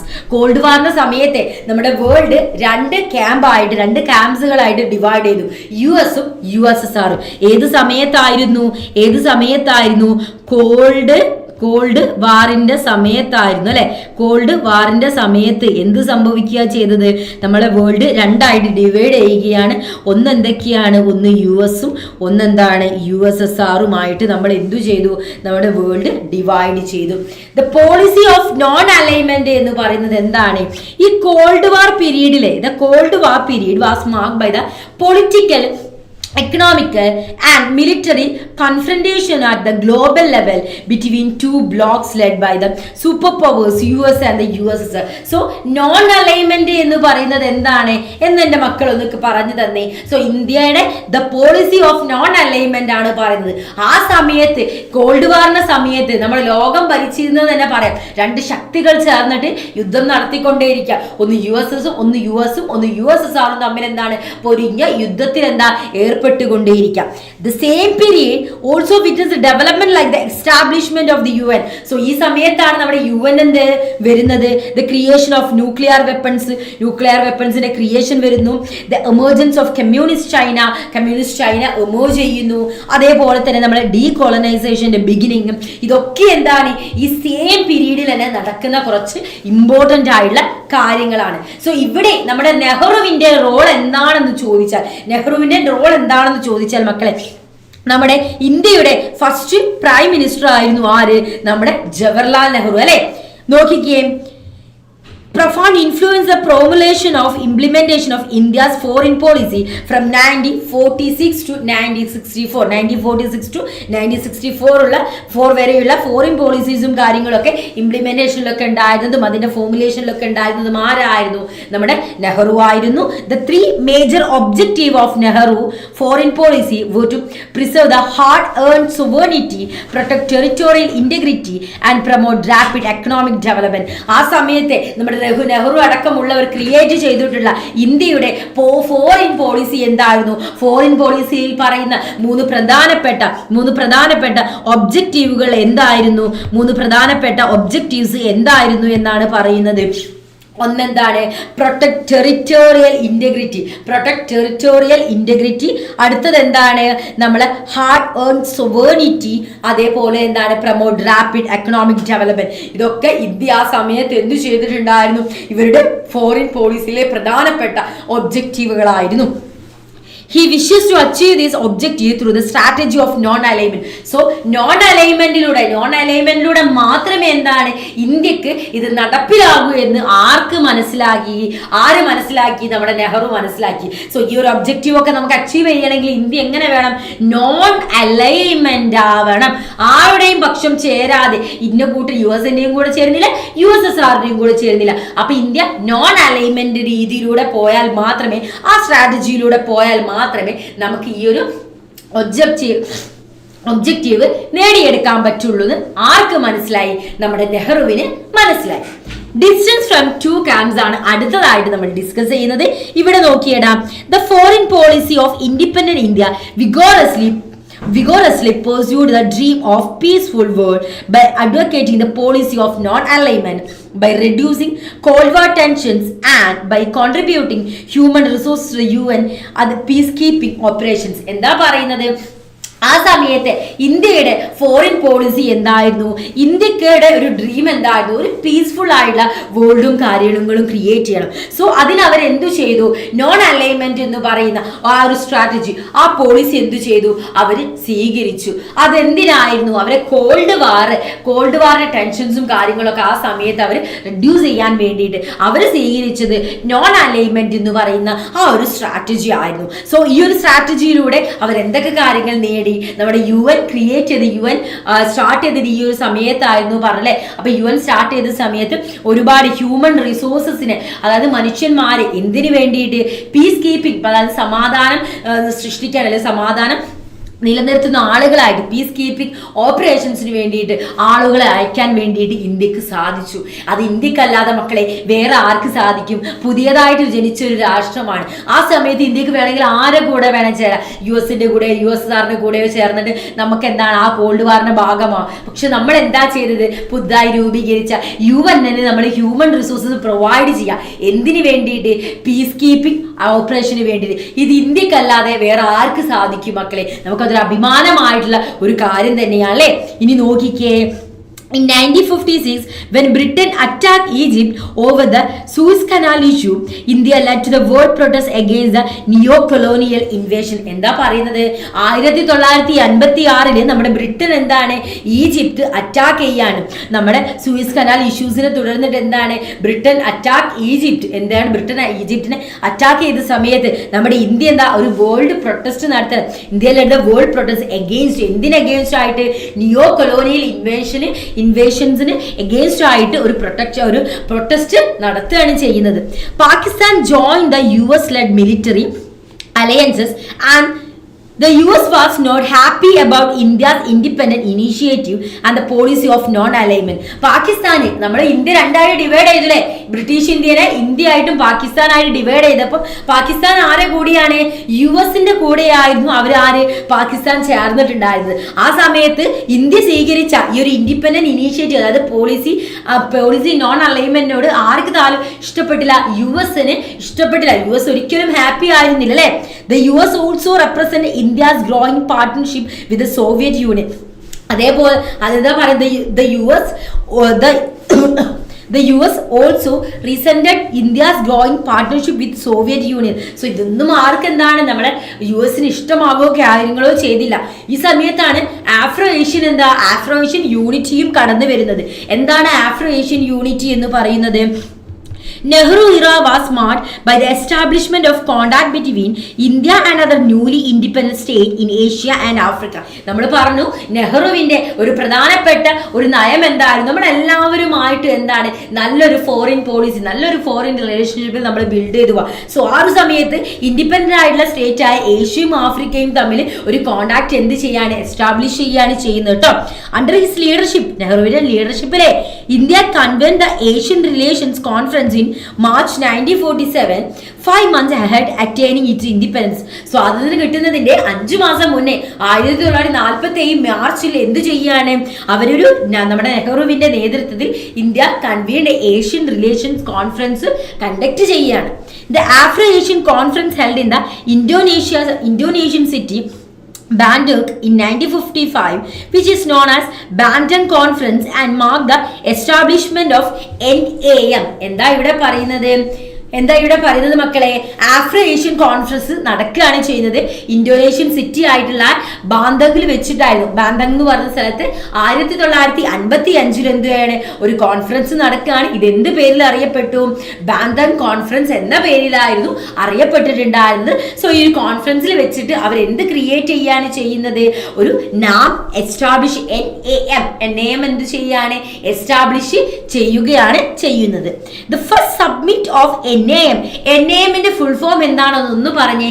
ആർക്കാണ് അറിയാവുന്ന നോക്കട്ടെ? NAM-ന്റെ ഫുൾ ഫോം എന്ന് പറഞ്ഞേ ആർക്കാണ് അറിയാവുന്ന? മിസ് ഒന്ന് കമന്റ് ബോക്സിൽ നോക്കട്ടെ, ഒന്ന് കമന്റ് ചെയ്തോളൂ എന്താണ് NAM-ന്റെ ഫുൾ ഫോം എന്ന്. അങ്ങനെ the first summit of NAM was held in Belgrade in September 1961. അപ്പൊ എന്താ ഇവിടെ പറയുന്നത്? നോക്കിക്കേ, നമ്മുടെ NAM-ന്റെ ഫസ്റ്റ് സബ്മിറ്റ് എന്നായിരുന്നു നടന്നിട്ടുണ്ടായിരുന്നത്? 1961 നടന്നിട്ടുണ്ടായിരുന്നത്. നമ്മുടെ NAM എന്താണ്? നോട്ട് അലൈൻഡ് മൂവ്മെന്റ് ആണ് NAM എന്ന് പറയുന്നത്. നോട്ട് അലൈൻഡ് മൂവ്മെന്റ് ആണ് NAM എന്ന് പറയുന്നത്. എന്താണ് നോട്ട് അലൈൻഡ് മൂവ്മെന്റിനെയാണ് നമ്മൾ എന്ന് പറയുന്നത്? NAM എന്ന് പറയുന്നത്. ഇതിന്റെ ആദ്യത്തെ മീറ്റിംഗ് എവിടെയാണ് നടക്കുന്നത്? 1961 നടക്കുന്നത്. 1961 നടക്കുന്നത്. ഇനി അടുത്തത് എന്താണെന്ന് നോക്കിക്കേ. ഇത് നമ്മൾ പീസ് ആൻഡ് കോൺഫ്ലിക്റ്റ് ഇൻ ചൈനയാണ് പറയുന്നത്. പീസ് ആൻഡ് കോൺഫ്ലിക്റ്റ് ഇൻ ചൈനയാണ് നമ്മൾ ഇനി ഡിസ്കസ് ചെയ്യാൻ പോകുന്നത്. Okay, piece and conflict with China എന്താണെന്ന് നോക്കിയാലോ? ശ്രദ്ധിച്ചാലടാ, ഒന്ന് ശ്രദ്ധിച്ചേ. Unlike its relationship with Pakistan, Free India began its relationship with China on very friendly note. എന്താ പറയുന്നത്? ഈ സമയത്തെ നമ്മുടെ ഇന്ത്യക്ക് ചൈനയുമായിട്ട് എന്താണ് ഒരു ഫ്രണ്ട്ലി ഒരു റിലേഷൻഷിപ്പ് ഉണ്ടായിരുന്നു. After the Chinese Revolution 1949, India was one of the first countries to recognize the communist government. എന്താ പറയുന്നത്? 1949 ചൈനീസ് റവല്യൂഷന് ശേഷം ഇന്ത്യ എന്ന് പറയുന്ന ഇന്ത്യ ആയിരുന്നു ഫസ്റ്റ് കൺട്രി. എന്താണ് ഇന്ത്യ എന്ന് പറയുന്ന ഫസ്റ്റ് കൺട്രി? ആദ്യമായിട്ട് കമ്മ്യൂണിസ്റ്റ് ഗവൺമെന്റ് റെക്കഗ്നൈസ് ചെയ്തിട്ടുള്ള ഫസ്റ്റ് കൺട്രി എന്ന് പറയുന്നത് ആരെയായിരുന്നു? ഇന്ത്യ ആയിരുന്നു. Some of his colleagues like Vallabhbhai Patel were worried about the possible Chinese aggression in future. അപ്പൊ എന്താണ് ചൈനീസ് റവല്യൂഷന് ശേഷമാണ്. അപ്പൊ പാകിസ്ഥാനുമായിട്ട് നമുക്ക് എന്താ ഒരു ചെറിയൊരു ഇഷ്യൂസും കാര്യങ്ങളൊക്കെ ഉണ്ട്. അപ്പൊ എന്താണ് നമ്മുടെ ചൈനീസുകാർ നമ്മൾ എന്താണ് ഒരു ചൈനീസ് അഗ്രഷൻ ഫ്യൂച്ചറിൽ ഉണ്ടാവുമോ എന്ന പേടിയൊക്കെ ആർക്ക് ഉണ്ടായിരുന്നു? നമ്മുടെ വല്ലഭായ് പട്ടേലിന് ഉണ്ടായിരുന്നു. ബട്ട് നെഹ്റു എന്തു പറഞ്ഞു? ബട്ട് നെഹ്റു ചിന്തിച്ചത് എന്താ? But Nehru thought it was exceedingly unlikely that India will face an attack from China. എന്തെങ്കിലും അറ്റാക്ക് വരികയാണെങ്കിൽ എന്താ ഇന്ത്യ ഫേസ് ചെയ്യുന്നായിരുന്നു ആര് പറഞ്ഞത്? നമ്മുടെ നെഹ്റു പറഞ്ഞിട്ടുണ്ടായിരുന്നത്. The joint of Panjsheel, the 5 principles of peaceful coexistence by the Indian Prime Minister Nehru and the Chinese Premier Zhou Enlai on 29 April 1954 was step the direction of the strong relationship between the two countries. So ഇന്ത്യയും ചൈനയുള്ള ഒരു strong relation എന്താണ്? ആ ഒരു relationship stronger ആക്കിയത് 1954 April 29 നടന്നിട്ടുണ്ടായിരുന്ന എന്തായിരുന്നു? ഒരു മീറ്റിങ്ങിലൂടെ. അപ്പൊ ഇവര് തമ്മിൽ എന്തായിരുന്നു? ഒരു പീസ്ഫുൾ ആയ കോ എക്സിസ്റ്റൻസ്, പീസ്ഫുൾ ആയിട്ടുള്ള ഒരു five principle of peaceful co existence എന്താണ്? ആര് തമ്മിൽ? ഇന്ത്യൻ പ്രൈം മിനിസ്റ്റർ ആയ നെഹ്റുവും അതേപോലെ തന്നെ എന്താണ് ചൈനീസ് പ്രൈം മിനിസ്റ്റർ ആയ സമയത്ത് ഉണ്ടായിരുന്ന ജോൺ, ഇവരെ പേര് കിട്ടാൻ ഒരു ഇതാട്ടോ, സോ എന്ന് നമ്മൾ പ്രൊനൗൺസ് ചെയ്യും, സോ എന്ന് പ്രൊനൗൺസ് ഒക്കെ ചെയ്യും നമ്മൾ. സോ എൻലായി എന്ന് പറയുന്ന വ്യക്തിയുമായിട്ട് എന്ത് ചെയ്യാണ്? ഒരു പീസ്ഫുൾ കോഎക്സിസ്റ്റൻസ് അവർ നടത്തുകയും ഇതൂടെ എന്താണ് ഇന്ത്യയും ചൈനയും തമ്മിൽ എന്താ ഒരു സ്ട്രോങ് റിലേഷൻഷിപ്പ് ബിൽഡ് ആവുകയും ചെയ്തു. അങ്ങനെ ഇനി നമ്മൾ ടിബറ്റിലേക്ക് പോകുമ്പോൾ അവിടെ നടക്കുന്നത് എന്താണ് മക്കളെ? ടിബറ്റിലേക്ക് പോകുമ്പോൾ the plateau of the Central Asian region called Tibet is one of the major issues that historically caused tension between India and China. So Tibet എന്ന് പറയുന്നത് എന്താണ്? സെൻട്രൽ ഏഷ്യൻ, നമ്മുടെ എന്താണ് the plateau of the Central Asian region അല്ലെ, നമ്മുടെ central Asian റീജിയനിൽ ഒരു plateau ആണ്. ആ പ്ലാറ്റ്യൂനെയാണ് നമ്മൾ എന്താ ടിബറ്റ് എന്ന് വിളിക്കുന്നത്. സോ ടിബറ്റ് എന്ന് പറയുന്ന ആ ഒരു സ്ഥലത്ത് എന്താ ഒരു മേജർ ഇഷ്യൂസ് ഉണ്ടാവാൻ ഫ്യൂച്ചറിൽ ചാൻസ് ഉള്ള ഒരു ഹിസ്റ്റോറിക്കലി ടെൻഷൻ ആയുള്ള ഒരു പ്ലേസ് ആണ്. ആർക്ക്? നമ്മുടെ ഇന്ത്യയും ചൈനയും വെച്ച് നോക്കുന്ന സമയത്ത്. ഈ 1950 China took over the control of Tibet. ടിബറ്റിന്റെ കൺട്രോൾ ആർക്കായിരുന്നു? 1950 കാലഘട്ടങ്ങളിൽ ചൈനക്കായിരുന്നു കൺട്രോൾ ഉണ്ടായിരുന്നു. വിത്ത് പഞ്ചശീൽ അഗ്രിമെന്റ് നേരത്തെ നമ്മൾ പറഞ്ഞില്ലേ എന്തായിരുന്നു? പീസ്ഫുൾ ആയിട്ടുള്ള എക്സിസ്റ്റൻസിലെ പീസ്ഫുൾ ആയിട്ടുള്ള പറഞ്ഞിട്ടുണ്ടായിരുന്നില്ല, ഇവിടെ ഡിസ്കസ് ചെയ്തിട്ടുണ്ടായിരുന്നില്ല പീസ്ഫുൾ കോഎക്സിസ്റ്റൻസ്. അത് തന്നെയാണ് ഇവിടെയും പറയുന്നത്. With Panchsheel agreement of 1954 India consider China's claim over Tibet. അപ്പോൾ ടിബറ്റിൽ പോകാനുള്ള ക്ലെയിമും കാര്യങ്ങളും എന്താണ് ഇന്ത്യക്ക് കിട്ടി. ഈ 1959 the Dalai Lama crossed over into the India border and sought asylum which was granted. അങ്ങനെ ദലൈ ലാമ എന്ത് ചെയ്തു? Cross over the Indian border cross ചെയ്തു. എന്നിട്ട് എന്താണ് റെസീലും കാര്യങ്ങളൊക്കെ എന്ത് ചെയ്തു? അങ്ങനെയുള്ള കാര്യങ്ങളൊക്കെ ഗ്രാൻഡും കാര്യങ്ങളൊക്കെ ചെയ്തിട്ടുണ്ടായിരുന്നു. ഈ ചൈനീസ് ഇൻവേഷനിലേക്ക് 1962 നടന്ന ചൈനീസ് ഇൻവേഷനിലേക്കാണ് നമ്മൾ അടുത്തതായിട്ട് പോകുന്നത്. എപ്പോഴായിരുന്നു ഇത് നടന്നിട്ടുണ്ടായിരുന്നത്? 1962 നടന്നിട്ടുണ്ടായിരുന്നത്. മക്കളെ നോക്കിക്കേ, two development strain China and Indian relationship. എന്താണ് ഇവിടെ നടക്കുന്നത്? China annexed Tibet in 1950 and thus removed a historical buffer between the two countries. ഒരു ഹിസ്റ്റോറിക്കൽ ആയിട്ട് ഒരു ബഫർ ക്രിയേറ്റ് ചെയ്ത് അത് റിമൂവ് ചെയ്യുന്ന ഒന്നായിരുന്നു എന്താ ഈ ഒരു 1950 നടന്നിട്ടുണ്ടായിരുന്ന ഒരു മീറ്റിംഗ്. അവരൊരു ചൈന അനക്സ്ഡ് ടിബറ്റ് അനക്സ്ഡ് ചെയ്യാണ് ചെയ്യുന്നത്. ദ ടിബറ്റൻ സ്പിരിച്വൽ ലീഡർ ആയിട്ടുണ്ടായിരുന്ന Dalai Lama sought and obtained political asylum in India 1959. China alleged the government of India was allowing anti-China activities to take place within the India. So ആ സമയത്ത് എന്തായിരുന്നു നമ്മുടെ ഇവർ വിചാരിക്കുകയാണ് ഒരു ആന്റി ചൈന ആക്ടിവിറ്റീസും കാര്യങ്ങളൊക്കെ എന്താണ് നമ്മുടെ ഇന്ത്യയിൽ നടക്കും എന്നുള്ള കാര്യങ്ങളൊക്കെ അവർ ചിന്തിച്ചു. China claim 2 areas with the Indian territory. China Indian ടെറിട്ടറിയിലുള്ള 2 ഏരിയ എന്ത് ചെയ്തിട്ടുണ്ടായിരുന്നു? ക്ലെയിം ചെയ്തിട്ടുണ്ടായിരുന്നു. ഏതൊക്കെ ഏരിയ ആണ്? അസ്കായി ചിൻ ഏരിയ, അതേപോലെ ലഡാക്ക് റീജിയനിലെ ഏതായിരുന്നു അസ്കായി ചിൻ ഏരിയയും, അതേപോലെ തന്നെ region of Jammu and Kashmir and state of Arunachal Pradesh north eastern frontier region. So ഈ സ്ഥലത്തുള്ള സ്ഥലങ്ങളായി ഇവിടുത്തെ സ്ഥലങ്ങൾ, അതായത് നമ്മുടെ ജമ്മു കാശ്മീർ, അതേപോലെ തന്നെ നമ്മുടെ അരുണാചൽ പ്രദേശ്, ഈ സ്ഥലത്തുള്ള സ്ഥലങ്ങളൊക്കെ ആർക്ക് വേണമെന്ന്, നമ്മുടെ ചൈന വേണമെന്ന് ക്ലെയിം ചെയ്തിട്ടുണ്ടായിരുന്നു ആ സമയത്ത്. China launched a swift and massive invasion in October. അങ്ങനെ ഒക്ടോബർ 1962 എന്താ ഒരു മാസീവ് ഇൻവേഷൻ എന്താണ് നടക്കുകയാണ് ചെയ്യുന്നത്. The dispute region of Aksai Chin area, the Ladakh region of Jammu and Kashmir and much of the state Arunachal Pradesh what was called NEFA, north eastern frontier agency എന്നായിരുന്നു അത് അറിയപ്പെട്ടിട്ടുണ്ടായത്. അങ്ങനെ China war dented India's image at home and abroad. India had to approach of Americans and British for military assistance to tide over this crisis. So India ആ സമയത്ത് എന്തായിരുന്നു, അമേരിക്കൻസിന്റെ ഒരു ഹെൽപ്പും കാര്യങ്ങളൊക്കെ ചോദിച്ച് ഒരു മിലിറ്ററി അസിസ്റ്റൻസും കാര്യങ്ങളൊക്കെ ഈ ഒരു നമ്മുടെ ഈ ഒരു ക്രൈസിസ് ക്രൂസ് ചെയ്യാൻ വേണ്ടിയുള്ള ഹെൽപ്പും കാര്യങ്ങളൊക്കെ ചോദിച്ചിട്ടുണ്ടായിരുന്നു. The Soviet Union remain neutral during the conflict. ആ സമയത്ത് നമ്മുടെ USSR എന്തായിരുന്നു, ഒരു ന്യൂട്രൽ ആയിട്ടായിരുന്നു നിന്നിട്ടുണ്ടായിരുന്നത്. It includes a sense of national humiliation at the same time strengthened a spirit of nationalism. So ഈ സമയത്ത് എന്താണ്, സെൻസ് ഓഫ് നാഷണൽ ഹ്യൂമിലേഷനും അതേപോലെ തന്നെ എന്താണ് ആ സെയിം ടൈമിൽ എന്താണ് നമ്മുടെ സ്പിരിറ്റ് ഓഫ് നാഷണലിസവും സ്ട്രെങ്തൻ ചെയ്യേണ്ട ഒരു മൊമെന്റ് ആയിരുന്നു ആ സമയത്ത് നമുക്ക് ഉണ്ടായിരുന്നത്. The Sino-Indian conflict affected the opposition as well. The pro-USSR faction remained within the CPI and moved towards the closer ties with the Congress.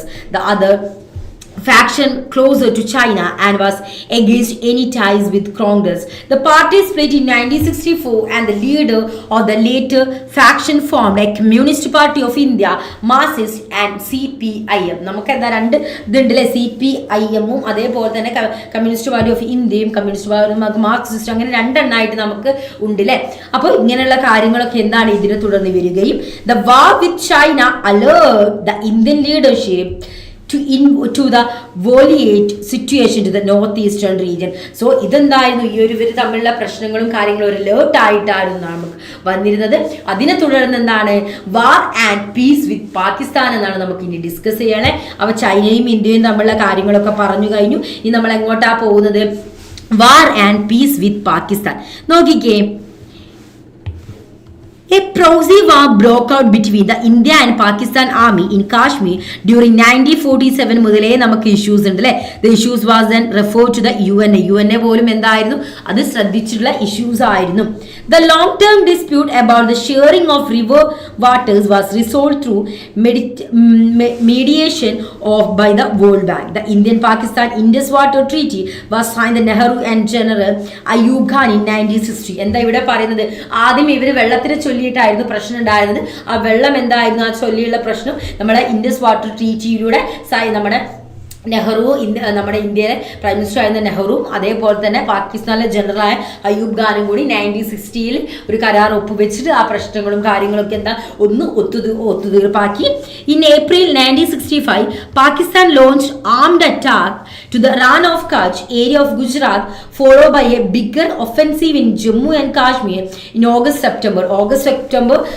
എന്താണ് നമ്മുടെ ജമ്മു കാശ്മീരിൽ ഒരു ബിഗ്ഗസ്റ്റ് ആയിട്ടുള്ള ഒഫൻസീവും അതേ തുടർന്ന് അതേപോലെ തന്നെ എന്തായിരുന്നു റാൻ ഓഫ് കച്ച്, ഗുജറാത്തിലെ റാൻ ഓഫ് കച്ചിൽ എന്തായിരുന്നു ഒരു ആംഡ് അറ്റാക്കും അവർ ലോഞ്ച് ചെയ്തു. അതിന് ആംഡ് അറ്റാക്ക് സ്റ്റാർട്ട് ചെയ്തതിനെ തുടർന്ന് ആണ് ഈ ഒരു ജമ്മു കാശ്മീരിലും August-September ആ മാസങ്ങളിൽ ഒരുപാട് പ്രശ്നങ്ങൾ ഉണ്ടായത്. Shastri ordered India troops to launch a counter offensive on the Punjab border. So ഇവര് കൗണ്ടർ ഒഫൻസീവ് ആണ് തിരിച്ചടിക്കാൻ വേണ്ടിയിട്ട് പഞ്ചാബ് ബോർഡർ തീരുമാനിച്ചു. In fierce battle in Indian army reached close to Lahore. So അതിൽ എന്താണ് ഇന്ത്യൻ ആർമി ലാഹോർ ക്ലോസ് ചെയ്ത് വരെ അവരെത്തി, ആ ഒരു ഏരിയ ക്ലോസ് ചെയ്ത് വരെ അവരെത്തി. The hostile came to the end with the UN intervention. UN interventionലൂടെയാണ് പ്രശ്നം എന്താണ് തൽക്കാലത്തേക്ക് ഒത്തുതീർന്നത്. ലേറ്റർ ഇന്ത്യൻ പ്രൈം മിനിസ്റ്റർ ആയ ലാൽ ബഹദൂർ ശാസ്ത്രിയും പാകിസ്ഥാൻ ജനറൽ ആയ അയ്യൂബ് ഖാനും ഒരു ട്രീറ്റി ഒപ്പുവെക്കുന്നു. ഏതാ ട്രീറ്റിന്റെ പേര്, താഷ്കന്റ് അഗ്രിമെന്റ് ആയിരുന്നു ഒപ്പുവെക്കുന്നത്. Broke by a Soviet Union in January 1966. So ഇങ്ങനൊരു എഗ്രിമെന്റ് അവർ എന്ത് ചെയ്യാണ്, ഒപ്പുവെക്കുകയാണ് ചെയ്യുന്നത്. അതിനുശേഷം നമുക്ക് എന്താണ്, ബംഗ്ലാദേശ് വാർ നടക്കുന്നുണ്ട്. 1971 ബംഗ്ലാദേശ് വാർ നടക്കുന്നത്. ഈ വാറിൽ എന്തൊക്കെ കാര്യങ്ങളാണ് പറയുന്നത്? In 1970 Pakistan's first general election produce A split verdict. Zulfikar Ali Bhutto party emerged a winner in West Pakistan, while the Awami League led by Sheikh Mujibur Rahman for the East Pakistan. എന്താ ഇവിടെ പറയുന്നത്?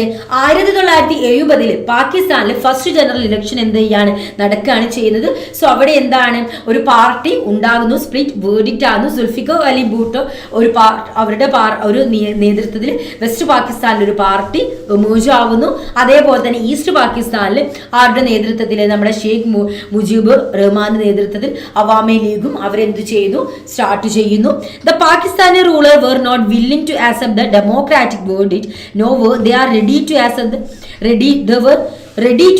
the Awami League demand for federation. So Awami League ന്റെ demand മാത്രമേ അവർ എന്ത് ചെയ്തിട്ടുണ്ടായിരുന്നുള്ളൂ, accept ചെയ്തിട്ടുണ്ടായിരുന്നുള്ളൂ.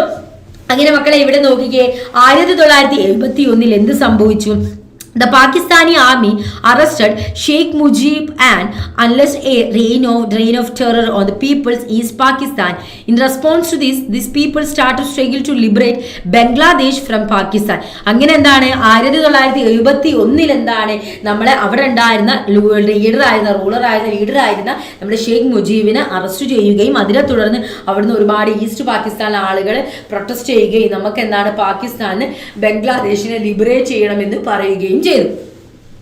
Throughout 1971, India had to bear the burden of about 80 lakh refugees who fled East Pakistan and took shelter to the neighboring areas in India. Pakistan accused India of conspiracy to break it up. Support for Pakistan came from US and China. എന്താ പറയുന്നത്?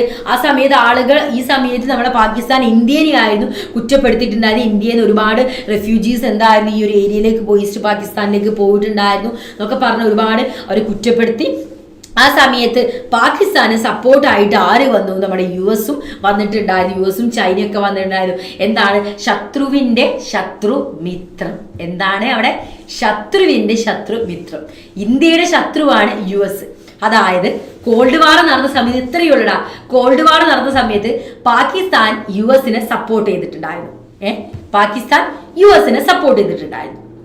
US India അന്ന് സ്വീകരിച്ച എന്തായിരുന്നു India എന്ന് സ്വീകരിച്ചത്? Not aligned, ആരായിട്ടും പക്ഷം ചേരണ്ട എന്നുള്ള ആ ഒരു സ്ട്രാറ്റജി, ആ ഒരു പോളിസിയോട് US ഭയങ്കര ദേഷ്യം ഉണ്ടായിരുന്നു, US-കാർക്ക് ഭയങ്കര ദേഷ്യം ഉണ്ടായിരുന്നു. സോ പാകിസ്ഥാൻ അത് സപ്പോർട്ട് ചെയ്ത US ആയതുകൊണ്ട് ഒബ്വിയസ്ലി US എന്ത് ചെയ്തു? പാകിസ്ഥാൻ പറയുന്നത് ശരിയാണെന്ന് പറഞ്ഞ് പാകിസ്ഥാന് കൊടുത്തു. ചൈനയും ഇന്ത്യയുമായിട്ട് ഇടക്കിടക്ക് ഒരുപാട് പൊട്ടിത്തെറികളിലോട് ചൈനയും പറഞ്ഞു നമ്മളെ പാകിസ്ഥാൻ പറയുന്നതാണ് ശരി, ഇന്ത്യ പറയുന്നത് തെറ്റാണെന്ന് പറഞ്ഞു. In order to counter the US-Pakistan-China axis, India signed 20-year treaty of peace and friendship with the Soviet Union in August 1971. എന്താ പറയുന്നത്? In order to counter the US-Pakistan-China axis, അങ്ങനെ US പാകിസ്ഥാനും ചൈനയും ഒക്കെ എന്താണ്, അവരെന്താണ് ഭയങ്കര ഫ്രണ്ട്സും കാര്യങ്ങളായി, അവരെന്താ ഞങ്ങൾക്ക് നേരെ തിരിയാന്ന് ഇന്ത്യക്കൊക്കെ മനസ്സിലായി. അപ്പൊ ഇന്ത്യ എന്ത് ചെയ്യാണ്? നമ്മുടെ സോവിയറ്റ് യൂണിയനുമായിട്ട് ഓഗസ്റ്റ് 1971 ഓഗസ്റ്റിൽ ഒരു 20 വർഷത്തേക്കുള്ള പീസ് ആൻഡ് ഫ്രണ്ട്ഷിപ്പ് ട്രീറ്റി എന്ത് ചെയ്യാണ്? ഒപ്പുവെക്കുകയാണ് ചെയ്യുന്നത്. This treaty assured India of Soviet support of the country faced any attack. ഈ ഒരു ട്രീറ്റിയിലൂടെ എന്താണ് ഉറപ്പുവരുത്തുന്നത്? ഇന്ത്യക്ക് എന്ത് തരത്തിലുള്ള അറ്റാക്കുകളും കാര്യങ്ങളും ഫേസ് ചെയ്യേണ്ടി വന്നിട്ടുണ്ടെങ്കിൽ ആര് സപ്പോർട്ട് ചെയ്യുന്നതാണ് പറയുന്നത്? നമ്മുടെ സോവിയറ്റ് യൂണിയൻ സപ്പോർട്ട് ചെയ്യുന്നു പറഞ്ഞിട്ടുണ്ടായിരുന്നു. A full-scale war between India and Pakistan broke out in December 1997. അങ്ങനെ ഒരു ഫുൾ സ്കെയിൽ വാർ നടക്കുകയാണ്. എപ്പം? നമ്മുടെ 1971 ഡിസംബർ ആകുമ്പോഴത്തെ ഒരു അടിപൊളി ഇവർ തമ്മിലൊരു വാർ നടക്കുക. അടിപൊളി പറഞ്ഞാൽ അടിച്ച് പൊളിച്ച്, അതായത് നമ്മുടെ ഡാൻസ് നല്ല അടിപൊളി അങ്ങോട്ടും ഇങ്ങോട്ടും ഒരു വാർ നടക്കും. Within 10 days, the Indian army had surrounded Dhaka from 3 sides, and the Pakistan army about 90,000 had to surrender. With Bangladesh as a free country, India declared the united. ആ സമയത്ത് എന്താ പറയുന്നത്, നമ്മുടെ ബംഗ്ലാദേശ് എന്ത് ചെയ്തു, നമ്മളെ ആരുമായിട്ട് പാകിസ്ഥാനിൽ ഫ്രീ ആയി. അപ്പൊ എന്ത് ചെയ്തു, ബംഗ്ലാദേശിൽ ഒരുപാട്, ബംഗ്ലാദേശിലല്ല പാകിസ്ഥാനിലേക്ക് എന്ത് ചെയ്തു, ഇന്ത്യ ഒരു മാർച്ച് നടത്തി. മാർച്ച് മീൻസ് അങ്ങോട്ട് അറ്റാക്ക് എടുത്തു, ഇവരിങ്ങോട്ട് അറ്റാക്ക് ചെയ്ത്, അങ്ങനെ അറ്റാക്കുകൾ നടന്നുകൊണ്ടിരിക്കുകയാണ്. ആ ഒരു 10 ദിവസം കൊണ്ട്, within 10 days, Indian army had surrounded Dhaka from 3 sides, and the Pakistani army about 19,000 had to surrender. അവർ സറണ്ടർ ചെയ്യേണ്ടി വന്നു. Later the signing of the Shimla agreement between Indira Gandhi and Zulfikar Ali Bhutto on 3rd July 1972 formalized to return peace. വീണ്ടും എന്താണ്, ഒരു സമാധാനം നിലനിൽക്കട്ടെ എന്ന ലക്ഷ്യത്തോടു കൂടെ എന്താണ് ഇവരൊരു ട്രീറ്റി ഒപ്പുവെക്കുകയാണ്. എന്നാ ട്രീറ്റി ഒപ്പുവെക്കുന്നതെന്നാണ് പറയുന്നത്, എന്നാണ് ആ ട്രീറ്റി ഒപ്പുവെക്കുന്നതെന്നാ പറയുന്നത്. യെസ്, എന്താണ് 1972 ജൂലൈ 3 ആരൊക്കെ ചേർന്നിട്ടാണ്, IG പ്ലസ് SAB. എന്താ IG ആരാ, നമ്മുടെ IG പറഞ്ഞാൽ പോലീസിനൊന്നും വിചാരിക്കരുത്, നമ്മുടെ ഇവിടുത്തെ IG ഇന്ദിരാഗാന്ധിയാണ്. SAB എന്തൊക്കെയാ, ആരാണ്, ആരൊക്കെയാ, ഒരാളാണ് സുൽഫിക്കർ അലി ഭൂട്ടോ. ഇവർ ചേർന്നിട്ട് എന്താ ഒരു എഗ്രിമെന്റ് ഒപ്പുവെക്കുകയും, ഷിംല എഗ്രിമെന്റ് ഒപ്പുവെക്കുകയും, വീണ്ടും എന്താണ് നമ്മുടെ സമാധാനം വീണ്ടും വരട്ടെ എന്ന് പറയുകയും ചെയ്തിട്ടുണ്ടായിരുന്നു. അങ്ങനെ ഇനി നമ്മൾ നോക്കാൻ പോകുന്നത് ഇന്ത്യയുടെ ന്യൂക്ലിയർ പോളിസിയാണ്. ഇന്ത്യയുടെ ന്യൂക്ലിയർ പോളിസി എന്തൊക്കെയാണ് പറയുന്നത്. The first nuclear explosion undertaken by India in May 1974. 1974 ഇന്ത്യയുടെ ആദ്യത്തെ ന്യൂക്ലിയർ എക്സ്പ്ലോഷൻ നടന്നിട്ടുണ്ടായത്. A nuclear program initiated in the late 1940s under the guidance of ഹോംജെ ബാബയുടെ അണ്ടർഷിപ്പിലായിരുന്നു, ആ ഗൈഡൻസിലായിരുന്നു നമ്മൾ ആദ്യത്തെ ന്യൂക്ലിയർ പ്രോഗ്രാം ഇനീഷ്യേറ്റ് ചെയ്ത് നടന്നത്. Nehru was against nuclear weapon. ആ സമയത്ത് നമ്മുടെ നെഹ്റു എന്തായിരുന്നു, ന്യൂക്ലിയർ വെപ്പണിനോട് എഗെയിൻസ്റ്റ് ആയിരുന്നു. അവർക്ക് ഒരു താല്പര്യവുമില്ലായിരുന്നു ചെയ്യുന്നതിന്. When communist China conducted A nuclear test in October 1964. 1964 ഒക്ടോബറിൽ കമ്മ്യൂണിസ്റ്റ് ചൈന എന്ത് ചെയ്യാണ്, ഒരു ന്യൂക്ലിയർ ടെസ്റ്റ് കണ്ടക്ട് ചെയ്തു. The 5 nuclear weapon power, the US, the USSR, UK, France, China, അവരെന്ത് ചെയ്യുക, also the 5 permanent members of the UN Security Council tried to impose the Nuclear Non-Proliferation Treaty (NPT) of 1968 on the rest of the world. India always considered NPT as discriminatory and hard refused to sign it. എന്താ പറയുന്നത്, NPT എന്താടാ, NPT എന്ന് പറഞ്ഞാൽ non proliferation treaty ആയിരുന്നു. Non proliferation treaty ആണ് കേട്ടോ. അപ്പൊ എന്താ പറയുന്നത്, India is always consider the NPT as discriminatory and had to refuse to sign it. So അതിൽ എന്താണ്, സൈൻ ചെയ്യാൻ ഭയങ്കര ഇന്ത്യക്ക് തീരെ, അതായത് നമ്മളെ ആർക്കാണ് പ്രൈം മിനിസ്റ്റർ ആയിരുന്ന നമ്മുടെ നെഹ്റുവിന് ഒരിക്കലും എന്തായിരുന്നു ഇത്തരത്തിലുള്ള, അതായത് നമ്മുടെ ഈ ഒരു ന്യൂക്ലിയർ പോളിസിനോടും കാര്യങ്ങളൊന്നും താല്പര്യം ഉണ്ടായിരുന്നില്ല അല്ലെ. നോക്കിയേ, India conducted A series of nuclear test in May 1998. India എന്ത് ചെയ്തു, പക്ഷേ ഇതിലൊക്കെ പങ്കെടുത്തു. 1998 ഒരു ന്യൂക്ലിയർ ടെസ്റ്റ് ഒരു സീരീസ് തന്നെ നടന്നു. Demonstrating its capacity to use nuclear energy for military purpose. So nuclear energy military പർപ്പസിന് വേണ്ടി യൂസ് ചെയ്യാൻ വേണ്ടി അതിന്റെ കപ്പാസിറ്റി എത്ര ഉണ്ടെന്ന് നടക്കാൻ വേണ്ടിയിട്ട് 1998 എന്താ കണ്ടിന്യൂസ് ആയിട്ട് എന്തു ചെയ്തു, ഒരുപാട് ന്യൂക്ലിയർ ടെസ്റ്റ് ഒരു സീരീസ് തന്നെ നടന്നു. India's nuclear doctrine of cradle minimum nuclear difference proffers no first use. So ഇവരെപ്പോഴെന്താ ആദ്യം തന്നെ നമ്മൾ ഒരിക്കലും എന്താ ഒരു ന്യൂക്ലിയർ നമ്മളൊരു ഇത്തരത്തിലൊരു മിലിറ്ററി ആവശ്യം വന്നാലും മിലിറ്ററി പർപ്പസ് വന്നാലും നമ്മൾ ന്യൂക്ലിയർ ആയിട്ടുള്ള കാര്യങ്ങൾ പെട്ടെന്ന് തന്നെ ഒരു ന്യൂക്ലിയർ സംഭവങ്ങൾ നമ്മൾ ചെയ്യരുത്, അതിലേക്ക് നമ്മൾ പോകുന്നത്. എന്താണ് അത്രയും ഒരു അവസ്ഥ ആയെങ്കിൽ മാത്രമേ നമ്മളത് യൂസ് ചെയ്യാൻ പാടുള്ളൂ. അതാണ് നോ ഫസ്റ്റ് യൂസ്. ഒരിക്കലും നമ്മൾ ആദ്യം തന്നെ എന്താണ് അതെടുത്ത് ചെയ്യാൻ പാടില്ല, അതെടുത്ത് യൂസ് ചെയ്യാൻ പാടില്ല എന്നൊരു തീരുമാനം ആർക്കുണ്ടായിരുന്നു, ഇന്ത്യക്ക് ഉണ്ടായിരുന്നു എന്നാണ് പറയുന്നത് കേട്ടോ. അതുകൊണ്ടാണ് ഒരുപാട് യുദ്ധത്തിലും കാര്യങ്ങളും ഒരു പരിധി വരെ നമ്മൾ എന്താണ് അങ്ങോട്ട് യുദ്ധം ചെയ്തിട്ട് നമ്മൾ സംസാരം കൊണ്ടും ഓരോ ട്രീറ്റ് ഒപ്പുവെച്ചൊക്കെ നമ്മൾ പീസിലൂടെ മുന്നോട്ട് പോകുന്നത്. അപ്പോൾ അത്രയും നമുക്ക് നിവൃത്തി ഇല്ലാത്തൊരു സിറ്റുവേഷനിൽ മാത്രമേ നമുക്ക് എന്താ ഇത് യൂസ് ചെയ്യാൻ പറ്റുള്ളൂ. അതുകൊണ്ടാണ് നോ ഫസ്റ്റ് യൂസ് എന്ന് പറയുന്നത്. അതും എന്തിനാണ്, മിലിറ്ററി പർപ്പസസിന് വേണ്ടി മാത്രമേ നമ്മൾ എന്താണ് ഈ ഒരു ന്യൂക്ലിയറും കാര്യങ്ങളും നമ്മൾ വെപ്പൺസും കാര്യങ്ങളും യൂസ് ചെയ്യാൻ പാടുള്ളൂ എന്ന് പറയുന്നത്. അപ്പൊ ഇത്രയും കാര്യങ്ങളാണ് മക്കളെ നമ്മൾ ഇന്ന് 2 ചാപ്റ്ററിലൂടെ നമ്മൾ പഠിച്ചിട്ടുണ്ടായിരുന്നത്. അപ്പൊ ഈ 2 ഇമ്പോർട്ടന്റ് ആയിട്ടുള്ള ചാപ്റ്ററിലെ എല്ലാ കാര്യങ്ങളും നമ്മൾ ഡിസ്കസ് ചെയ്തു കഴിഞ്ഞു. സോ ഐ ഹോപ്പ് നിങ്ങൾക്ക് ഈ ചാപ്റ്ററിൽ എല്ലാ കാര്യങ്ങളും മനസ്സിലായില്ലേ? ഇനി ഏതെങ്കിലും കാര്യത്തിൽ ഡൗട്ടോ കാര്യങ്ങളോ ഉണ്ടാവുകയാണെങ്കിൽ എന്റെ മക്കൾ ഒന്ന് കമന്റ് ചെയ്തോളൂ. ഏത് കാര്യത്തിനെ കുറിച്ചാണോ കൂടുതൽ അറിയേണ്ടത്, ആ അറിയേണ്ട സെക്ഷൻസും ആയിട്ട് മിസ് ഓരോ കോണ്ടന്റ് വീഡിയോസ് ആയിട്ട് നിങ്ങളുടെ മുമ്പിൽ എത്തും. അത് നിങ്ങൾ കമന്റ് ചെയ്താൽ മാത്രമേ മിസ്സിന് അറിയാൻ പറ്റുള്ളൂ കേട്ടോ. അപ്പൊ ക്ലാസ്സിനെ കുറിച്ചുള്ള അഭിപ്രായങ്ങളും ഏത് സെക്ഷനാണ് കുറച്ചുകൂടി കൂടുതൽ വേണ്ടത് എന്ന് പറഞ്ഞാൽ മിസ് അതൊക്കെ ഡീറ്റെയിൽ ആയിട്ട് പറഞ്ഞുതരും. അപ്പൊ അതൊക്കെ ഒന്ന് കമന്റ് ചെയ്യണം കേട്ടോ. അപ്പൊ ഇന്നത്തേക്ക് നമ്മുടെ സെക്ഷൻ ഇവിടെ വൈൻഡ് അപ്പ് ചെയ്യാണ്. അടുത്ത ക്ലാസ്സിൽ വേറെ 2 ഇൻട്രസ്റ്റിംഗ് ആയുള്ള ചാപ്റ്റേഴ്സോട് നമുക്ക് വീണ്ടും കണ്ടുമുട്ടാം. So that's all about this video. Thanks for watching us dears.